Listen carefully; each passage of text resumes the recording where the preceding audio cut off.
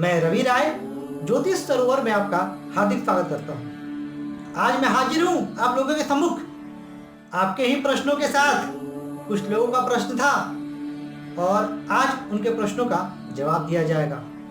6 दर्शकों का चुनाव हुआ है आज के प्रश्नों के लिए, पर उससे पूर्व मैं आप लोगों से कुछ बातें करना चाहता हूं। देखिए, यह जो श्रृंखला शुरू की है मैंने क्वेश्चन आंसर की, ये आप ही के लिए है, परंतु आपसे विनम्र अनुरोध है कि थोड़ा सा आप धैर्य बनाए रखें। कुछ दर्शक मेरे व्हाट्सएप नंबर पे लगातार मैसेज कर रहे हैं, जबकि मैं रिप्लाई उनको कर चुका था कि आपके प्रश्न का जवाब अगली वीडियो में दिया जाएगा।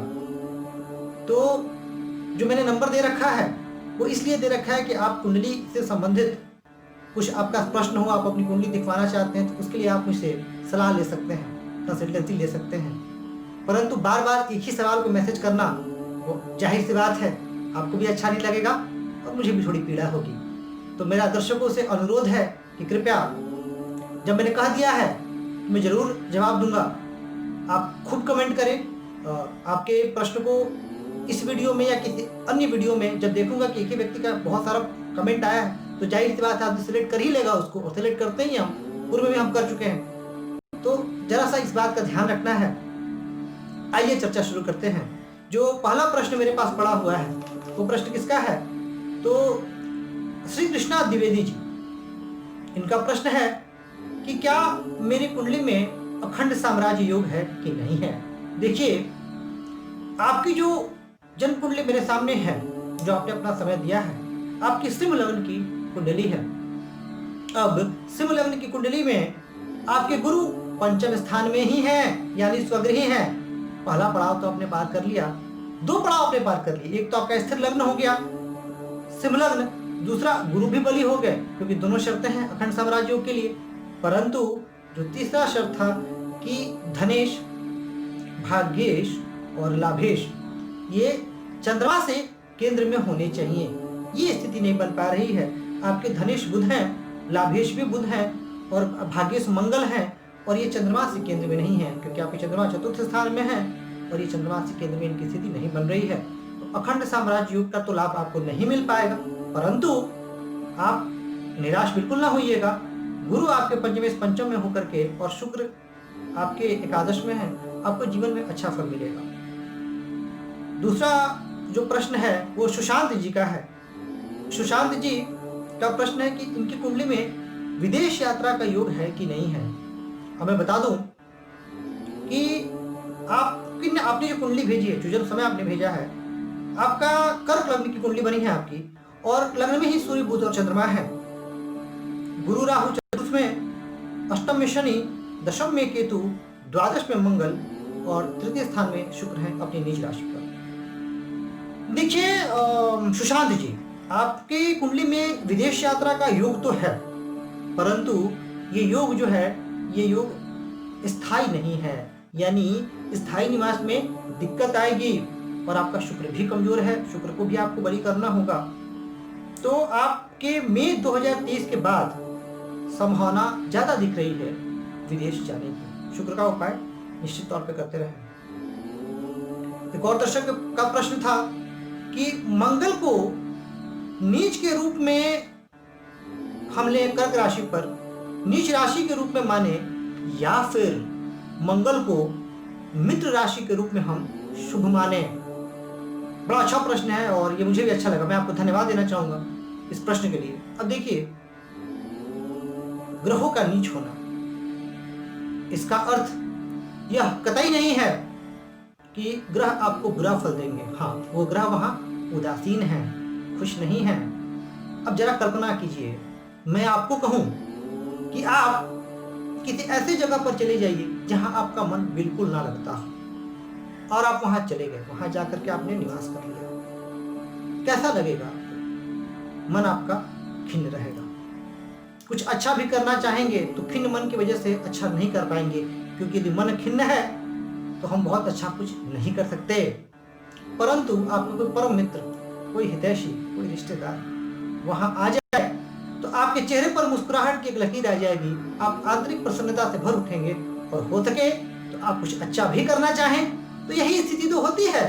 कर्क राशि पर जब मंगल होते हैं, मंगल कर्क राशि पर उदासीन हो जाते हैं, परंतु जब चंद्रमा उनके साथ वहां स्थित हो जाए या चंद्रमा उनको अपनी दृष्टि से देख लें, सप्तम दृष्टि से, तो फिर ये अत्यंत शुभ फल देने लग जाते हैं।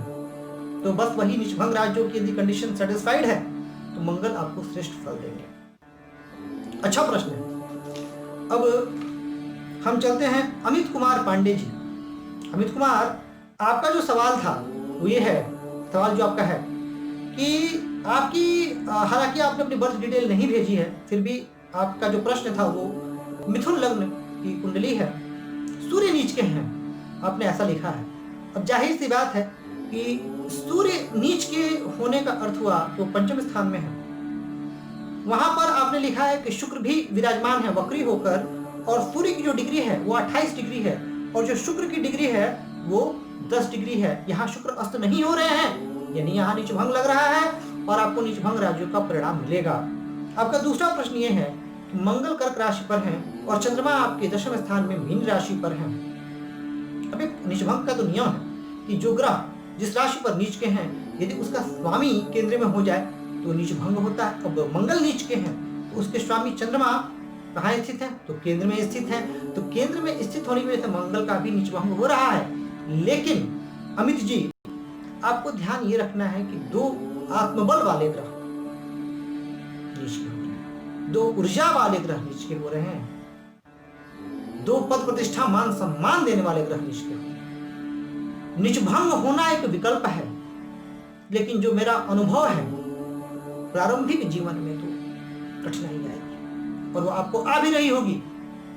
जहां ज्यादा आत्मविश्वास की जरूरत होगी, जहां आत्मबल ज्यादा की आवश्यकता होगी, वहां आप खुद को थोड़ा कष्ट में, परेशानी में पाते होंगे। इसका उपाय कीजिए, नीचभंग का लाभ जरूर मिलेगा आपको। जीवन का उत्तरार्ध आपका, अब ग्रहों की दशा के उपरांत बताया जा सकता है कि कैसा रहेगा, पर मैं मान के चल रहा हूँ जीवन का उत्तरार्ध आपका ठीक रहेगा, क्योंकि शुरुआती संघर्ष करना पड़ता है नीचभंग राज्यों का। जो अगले दर्शक जिनका चुनाव हुआ है, अक्षरा जी। अक्षरा जी का प्रश्न है कि मेरी कुंडली में विदेश यात्रा का योग है कि नहीं, और ये योग यदि है तो मैं विदेश कब जा पाऊंगा। अक्षरा जी, मैं आपको बता दूं कि आपकी मिथुन लग्न की कुंडली है, लग्न में ही सूर्य और गुरु हैं, धन स्थान में केतु, अष्टम में राहु शनि, दशम में चंद्रमा और गुरु, एकादश में शुक्र हैं और 12वें भाव में बुध हैं। अक्षरा जी, जो विदेश यात्रा का नियम होता है द्वादश स्थान से विशेष विचारणीय होता है, और आपके लग्न के जो स्वामी हैं वो कहाँ जाकर के स्थित हैं, द्वादश में, यानी मन मस्तिष्क उठ करके व्यय में जा रहे हैं। तो जाहिर सी बात है एक प्रबल आकर्षण तो होगा आपको विदेश से। लेकिन वर्तमान में आपकी कुंडली के अवलोकन के उपरांत मैं इस निष्कर्ष पर पहुंचा हूं कि विदेश यात्रा में आपको कठिनाई आएगी। जो आप स्थायी निवास का सोच रही हैं उसमें भी दिक्कत आएगी। वो इसलिए कि सिर्फ बाकी के जो घटक होने चाहिए वो पूर्ण रूप से नहीं है, परंतु मेरा सलाह यह है कि यदि आप बुध और शनि का उपाय करेंगी तो आपको अत्यंत लाभ होगा। शनि का इसलिए कि शनि भाग्येश हैं और आपके 0 अंश पर हैं। आपकी कुंडली का अवलोकन के उपरांत मैंने यह देखा कि 0 अंश पर है और कमजोर हैं, अष्टम में भी चले गए हैं। भाग्येश का अष्टम में जाना भी शुभ नहीं है, तो आप इसका उपाय करें, आपको अत्यंत लाभ होगा। आगे बढ़ते हैं, एक और दर्शक विशाल जी। विशाल जी का प्रश्न है कि किस ग्रह की दशा में अखंड साम्राज्य योग का लाभ मिलेगा। यह प्रश्न भी बड़ा अच्छा लगा मुझे, किस ग्रह की दशा में। विशाल जी, मैं आपको बता दूं कि अखंड साम्राज्य योग पर मैंने एक वीडियो बनाया हुआ है, आप जाकर के देख सकते हैं कि वो बनता कब है, हो सकता है आपको मालूम भी हो। तो उससे संबंधित जो भी ग्रह हैं, अब कौन कौन से ग्रह हैं, तो एक तो स्थिर लग्न गुरु, और सेकेंड हाउस यानी द्वितीय स्थान 9th हाउस, 9वें स्थान, और 11th हाउस एकादश स्थान, यह अच्छी स्थिति में है। तो इन ग्रहों की महादशा और अंतरदशा में आपको अखंड साम्राज्य योग का लाभ मिलेगा।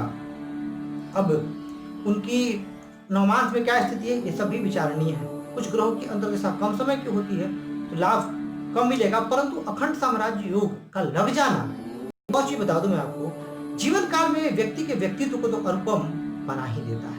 व्यक्ति अलग हट करके होता है, क्योंकि रेयर योग है, बहुत कम कुंडली में मिलता है, और जिनकी कुंडली में मिलता है उनके साथ कुछ घटनाएं ऐसी घटित होती हैं कि वो जीवन में सफलता के शिखर पर होते हैं, सफलता के सर्वोच्च शिखर पर भी जा सकते हैं। तो ये सारी चीजें देखनी है। तो अच्छा, एक और चीज आपसे कहना चाहूंगा कि आप कमेंट करके मुझे बता जरूर दें कि आपने इस वीडियो को देख लिया है, ताकि मैं भी निश्चिंत हो जाऊं कि जो मैंने मेहनत की अपने दर्शकों के लिए, अपने प्रिय दर्शकों के लिए, उन तक ये वीडियो और मेरा जो जवाब है वो पहुंच गया।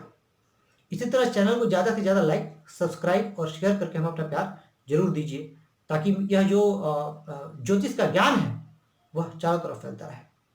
आज के लिए बस इतना ही। नमस्कार।